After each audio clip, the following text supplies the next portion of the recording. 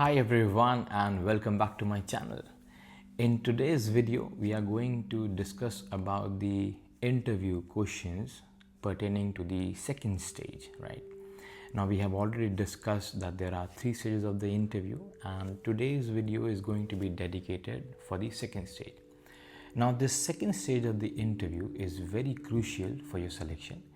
It is actually the deciding factor for your selection because this is being led by the principal, the vice principal, the head of the section or the phase or the cycle, and the head of the department, right? Okay, so considering you have already well versed in your subjective first stage, you have already passed it, so this is the stage which is going to play a very important role. Okay, now the questions pertaining to this stage can revolve around the teaching and pedagogy. It can revolve around your teaching learning routines, your classroom management, how do you conduct assessment, how do you check progress, how do you cater to the diverse culture background, the bilingual language of the students, how do you cater to the inclusion, the SEND students. All these fields are covered in this particular stage, right? Okay, so today we are going to talk about the introduction, right, and the classroom management questions. Okay, now the very first question when we talk about whether it's the interview for the education or as an interview for any other particular field, the very first question turns out to be is introduce yourself, right? Or this question can also be framed in a different way. You can also be asked as walk us through your CV or resume and highlight your experiences and what makes you a strong fit for this role, right? So all these questions are basically to know you, right? This question act as a screen in or screen out, right? Now try to understand the rationale. Whenever I conduct interviews or anyone who is conducting interviews, right, okay, there are 2 categories of candidates, right? Okay, in one category of candidate, right, okay, so this category of candidate answers in such a way that the whole interview is going to be directed as per me. And there are other category of candidates, the way they answer, the interview is basically going as per them, right? I'll give you an example. How does it go? So let's say I ask you, okay, introduce yourself, or like what makes you a strong fit for this role, and you start with this. Thank you so much. My name is Aditya. I'm a passionate physics teacher. I have done my graduation and master in physics. I have done my Bachelor of Education in Science.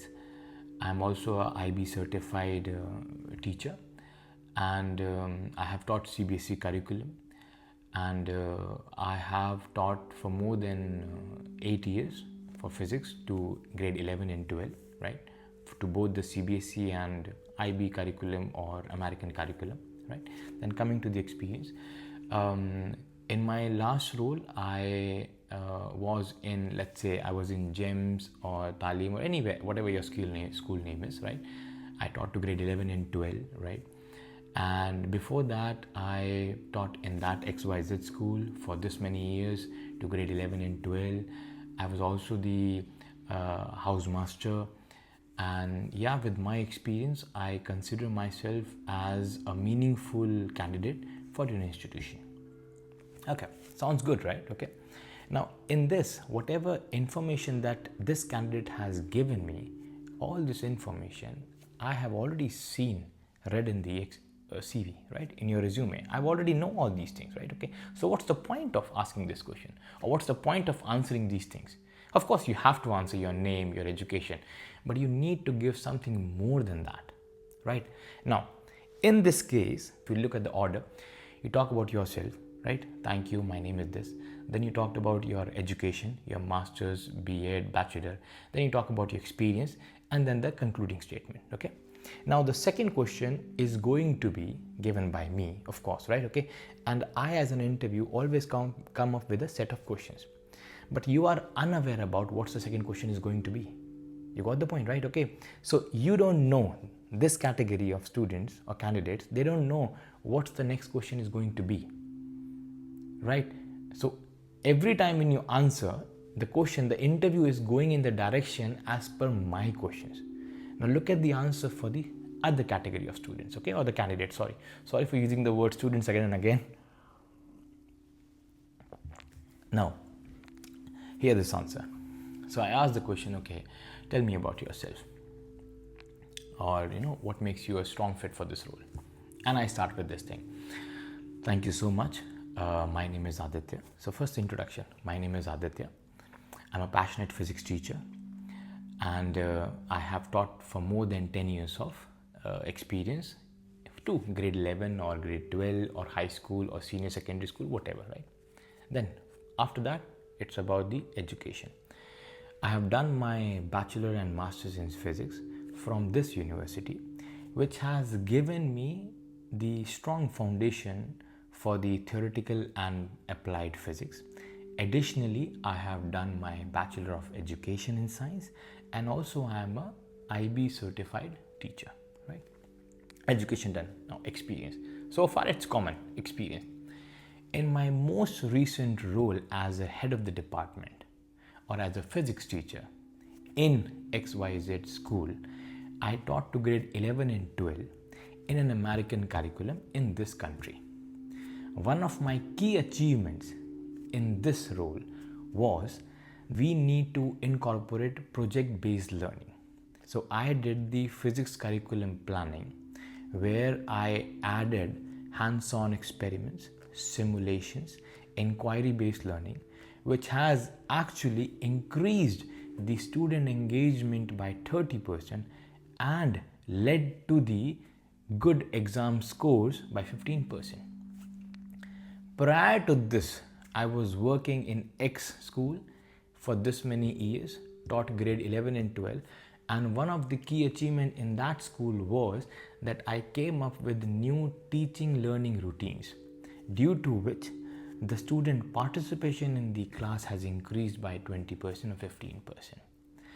In both of these schools, I was catering to the diverse student population, and my teaching was going around the inquiry-based learning, right? So I'm not done with the experience.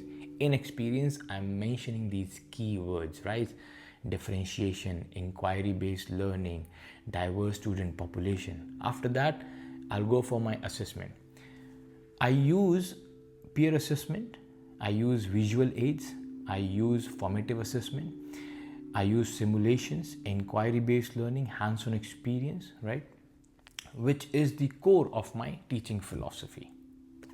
Then last, as per my experience in curriculum planning, student engagement, and integrating technology, I consider myself as a strong fit and would be able to have a meaningful contribution in your institution. Now try to understand, it's not about that how different this answer is. As an interview, or if you are listening to this answer, I've thrown some keywords: differentiation, inquiry-based learning, inclusive environment. Then I talked about peer evaluation, right? Visual aids. So because these are the keywords I have highlighted in my answer, your next question is going to be, let me know a lot more about these things. Okay, what do you mean by differentiation? What do you mean by inquiry-based learning? Give me an example of it. You got the point, right? So the difference is in this category, this whole interview is going to be directed as per you. So I would suggest that this so-called interview is more meaningful, and it will not be a scenario where the second question can be a googly, where you are unaware from where the question can be coming. In this, you have a more chances that the next follow-up question is going to be somewhere around the keywords which you have mentioned. You got the point, right? Okay. So that's basically what I, see on most of the interview whenever we do. This actually creates a difference in the candidate, right? Okay. And that's the reason what I said, this so-called first question, introduce yourself, is basically a screen in, which is this one, or screen out, which is this one. Okay. It's not wrong. Of course, it's correct. But the point is, in which direction the interview will go you are unaware about it. Here you have more probability. You can actually predict a little bit of questions which will go around the words or the keywords which you are throwing in the answers, okay? But it should not be just throwing up, okay? You need to know about these keywords, okay? So I would suggest, right, in this video, whatever the keywords I'm gonna speak, right, use your ChatGPT or DeepSeek or Grok, whatever you use, okay, and try to know it, right? And just knowing will not do, because when we conduct interviews, in that scenario, if a candidate is just speaking about something and the answer is very shallow means, for example, this was the candidate who I answered, okay, I do differentiation. Okay, give me an example of a differentiated lesson. Now, if I have just read it and I have just spoken it out, I'm caught. I'm very much caught in the moment. And I'll come up with something. And that's it. The interview will glimpse. Okay, that's it. So that's again a screen out thing, okay? So you need to know about what differentiation is. And before an interview, you need to do at least one session in your class. Wherever you are teaching, do this activity. Have a differentiated lesson. Do it once, because if you have done it once, and then when you're going to speak about it, then that experience will have a gravity in your answers. And that's what makes a difference. The answers is supposed to have a gravity, which only comes when you have experienced something. Okay. So concluding about the introduction part, if you are being asked, the very first question is about introduction or, walk us through your experience. I personally feel this order which makes me more confident, and it's more orderly way. So the interviews also can walk through you. Whenever you're speaking the answer, he's actually going with you. And it's a kind of a, in a journey you have taken the interview, he's going with you, right? Okay. So first with your introduction, which is a simple one, okay, about your name and your subject and your experience, number of years, okay. Then start with your education, whatever you have done. You are in engineering, you have done, which subject, which stream, or your bachelor, master's, any additional bachelor of education, B.Ed you have done, or IELTS if you have done, or if you have a certified, IB, IGCSE, whatever certification you have done, do mention that, okay, and keep it short, right? The third one is about your experience. In the experience, just keep it short. In my recent role as whatever your designation, I taught this grade, right, for this many years, and one key achievement. Whatever, it can be anything, but it should be pertaining to your subject if you're applying for a teaching position, and it should be pertaining to a leadership if you're applying for a leadership role, okay? Then another, prior to this, I was working in this, right? And one of my key achievements, you need to mention one of my key achievements, okay? Once it is done, your experience is done, keep it short. It should not be very lengthy, okay? And use the keywords, right? I was catering to the diverse student population. Diverse student population means there were a lot of nationality, because here in UAE, we have a lot of nationality. So this is a key factor, right? It's a filter out for the candidates, okay? After that, you need to go for your teaching philosophy. When I say teaching philosophy, that what is the core of your lesson? So is it an inquiry base? It is a role play? Is it a more of a research base? It is what? Okay, what's that? Like, for example, for all the science, I would say inquiry based learning is something which goes as a core, right?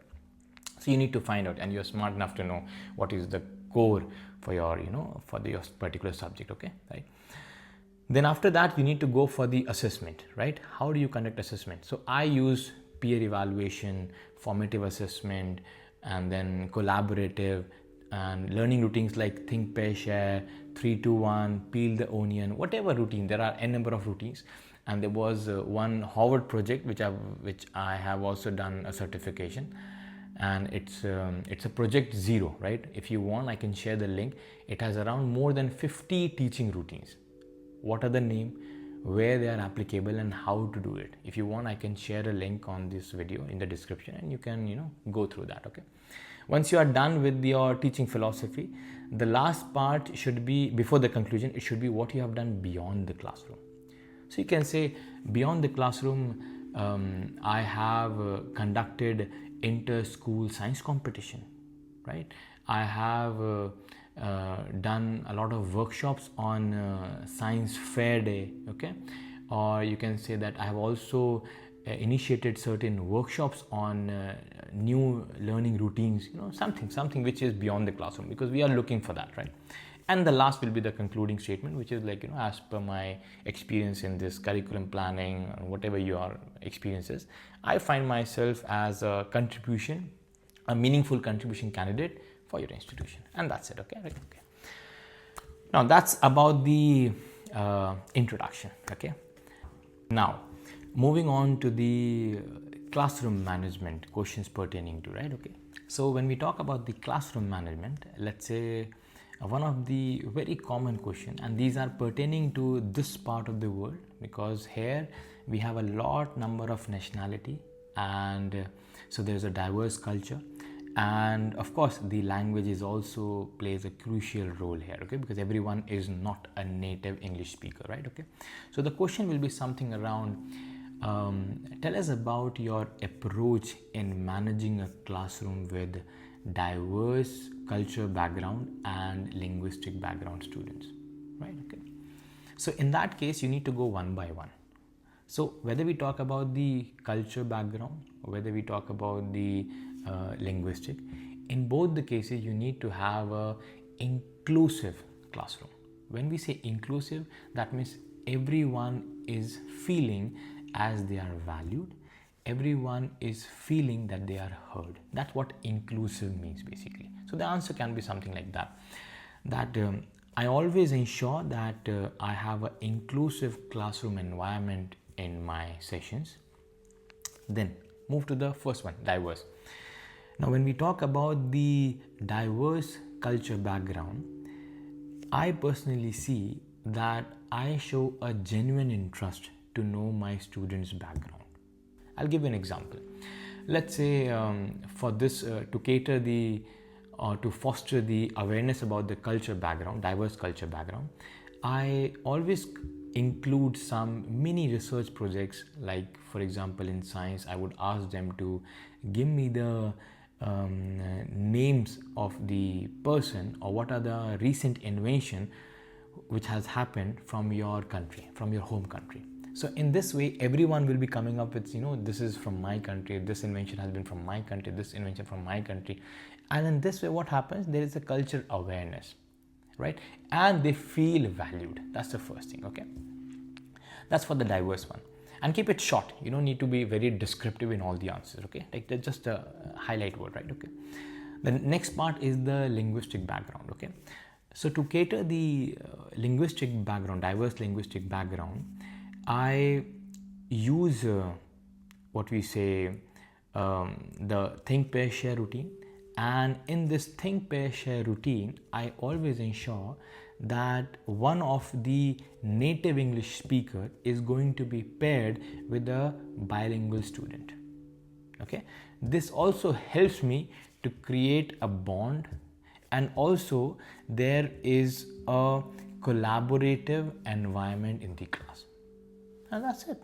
Keep it simple, right? Okay, so what I have done, so in my answer, if you have noticed, I started with the general thing. So question was about diverse culture and linguistics. So I say in my class there should be inclusive environment.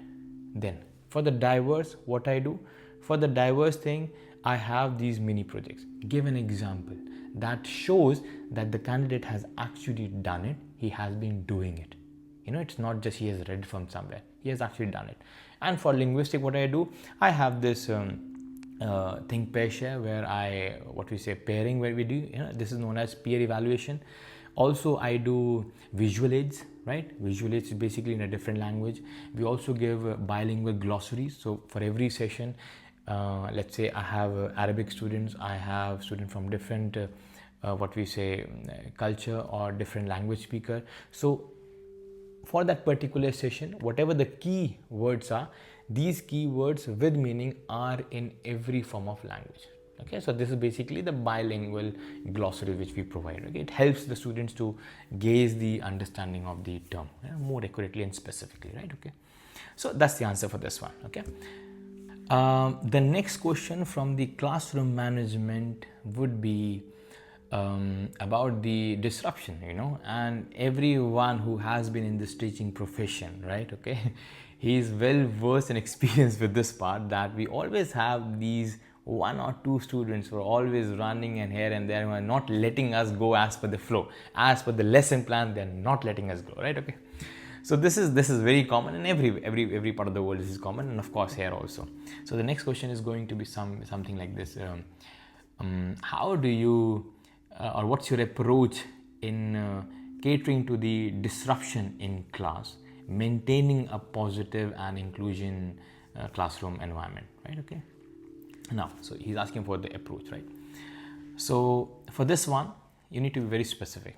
So I would say, for the disruption, first thing is, yes. So always start the answer with a smile, and start the answer in a very, it should not be very informal. It should not be very formal. It should be like a balance, something which, because you're speaking something from your experience. So there has to be some emotions, right? Okay, there has to be, it should not be just, one monotone you're not supposed to speak. Just have a little up and down in your tone of voice also, which gives a good impression, right? That the person is genuinely speaking. So I would say that, yes, for sure, in my class also there have been many cases. And I believe that, and this is my personal experience, which I have learned, that whenever I find someone, the student is not interested, or is disrupting, or is talking out of his turn, he's going here and there, right? Okay. So first thing what I do is, I don't focus on the behavior.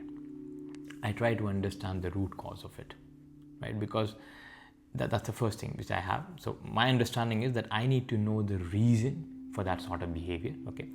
And for that, so that's the situation. Now what I do, for that, I never reprimand publicly. That means I never say, you have not been studying, this is wrong. And especially here in this part of the world, you cannot say that you're not studying. You cannot say that. You cannot demoralize. It's against, right? So there is a child policy also, right? Okay. You cannot use these terms which you might be using in your country. If not, that's good enough for you. But for those who have been using these terms, that why you're not studying, this is not going to go in a good way, your future is, you cannot say that. You have to be positive all the time. You have to be very highly motivating all the time, right? So for the disruption, we can go with this part. So first thing is that I always focus on the root cause rather than the behavior, right? And for that, I never reprimand publicly. I always speak to them privately. That's it, okay? Now, what's the example? So I remember in my last school, there was this one student, and I find himself always going here and there, and he was, it seems to be that he was hyperactive, or he was talking out of his turn. He was always indulged in speaking, to his elbow partner, right? So when I had a word with him, it turns out to be that he was actually struggling with the content, and he was struggling with the learning material also. So what I did was, now this is the action. So I gave him one-on-one tutoring, right? And also I made him a leader of a group, which has actually, because when you give a leadership role to any student who is very disruptive here and there, so basically what you're doing, you're channelizing his energy. And when I channelize his energy, turns out to be that his participation in the class increased, and thereby his interest and his marks also increased. So that was my approach for the disruption, right? Okay. Apart from that, regularly I always have class circle routine. Now what's a class circle routine? So you got I've given one term. So the interview will be like, okay, the next question is, okay, what is this class room routines or class circle routine? Okay, whatever the term is, right? Okay. So I will say that, so additionally I have this class circle routine. What is this class circle routine? The class circle routine is basically that after a week, it depends what frequency you want to go for, depending on which subject and at what frequency your periods are coming. So once in a week, I prefer once in a week, by the end, maybe Friday or Thursday or Friday. Last 10 minutes is basically for whole class to be inside the class in a circle, right? And they're going to give me a feedback about the whole week, what they struggle with, what are the improvement that we have to make, right? Are they struggling with the content, or they're struggling with the learning material, or for some high achiever it can be possible that they need more challenging questions. So all these feedback is being taken in this class circle. So the benefit is they have a feeling that they are being heard, and for me, I get a lot of feedback to improve my next lesson. So you have a good rapport. So you are working, you are getting a lot of feedback, of course. So your teaching is improving, your learning style, everything is getting better, and for them also, of course, they are feeling valued, and their engagement, because and the respect for the teacher also increases a lot, because they know that whatever they speak is being implemented, and it's not easy to implement everything. Okay, so whatever is possible. So these are the keywords that you have to this is the approach for this answer. So the next one is going to be, let's say, the rapport building. Yes, the relationship is on a very high stake when we talk about this part of the world. You need to have a very good rapport and relationship with your students. Okay. Now the question can be, how do you approach, or how do you ensure, or what's your ways of rapport building and relationship building with your students? Okay. Now, it's a very generalized question, right? And the answer for this can differ from teacher to teacher. Okay, I'll give you mine, right? Take something from it, right? And you can improvise it as you feel comfortable, right? Okay. To build a relationship with someone, it always starts with a genuine curiosity or genuine interest to know your students. So my approach is that I always start my term with the identity gap maps. So what is this identity gap maps?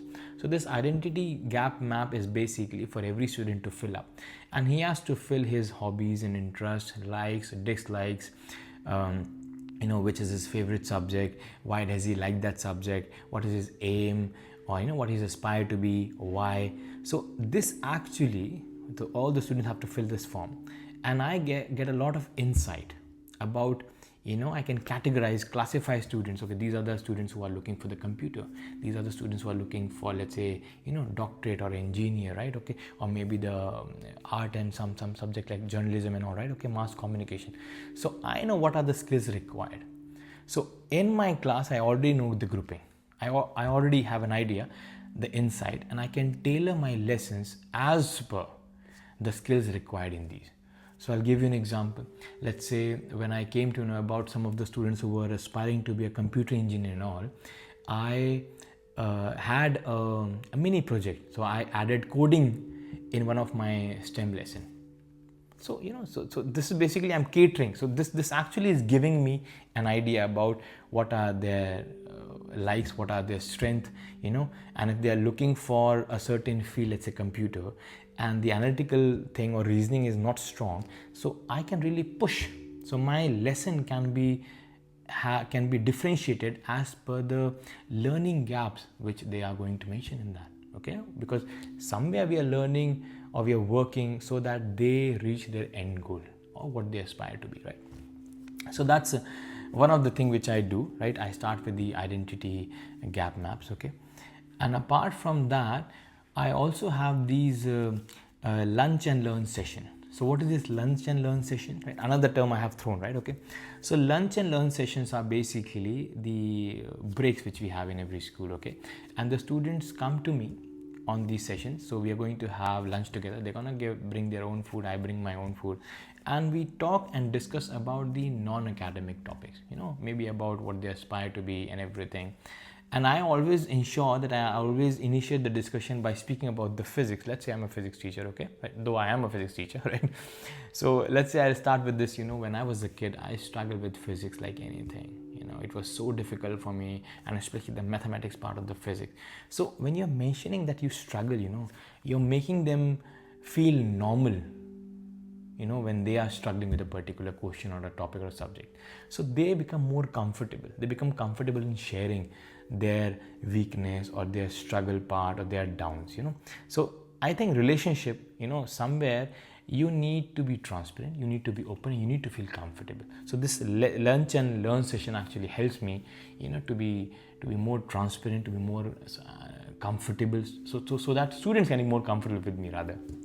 Okay, and additionally, I celebrate their what do you call their standouts, right? So whether it's a small achievement, whether it's a high achievement, I make it a point that in the class there has to be a shout outs there. And I also start with this small appreciation certificate, a very small, at the beginning of the term, we have this small certification, appreciation certification, that's it. So these are basically, if you find that some student has done something good, maybe the leadership, maybe the participation, you keep on giving. These are basically the rewards, and students really embrace them like anything. Okay, so yeah, so these are basically the questions pertaining to the classroom management. Okay, and most of the questions will be around this only, right? Okay, right. Now the point is that you already have your own answers. It's not necessary to speak the answer which I said. Okay, just take what you feel comfortable with, modify, improvise your answer, right? But one suggestion which I feel should be a must is use of keywords. You need to use these education keywords. It's a must, and you will see the difference in the education or in the interview, the direction where it's going. You will feel so confident, and you will genuinely find the interview is actually interested to know. And honestly, when you're answering, and if you feel that the interview is actually interested to know, the answer comes from within. And for that to happen, you need to have a hands-on for that, these differentiation, whatever the keywords you're going to use. Okay, so that's going to be for today's video. And the next video is going to be on the another topic for the second stage. It can be assessment, or it can be the inclusion or progress check. Okay, let me see, right? So yeah, see you then, and all the very best and happy learning.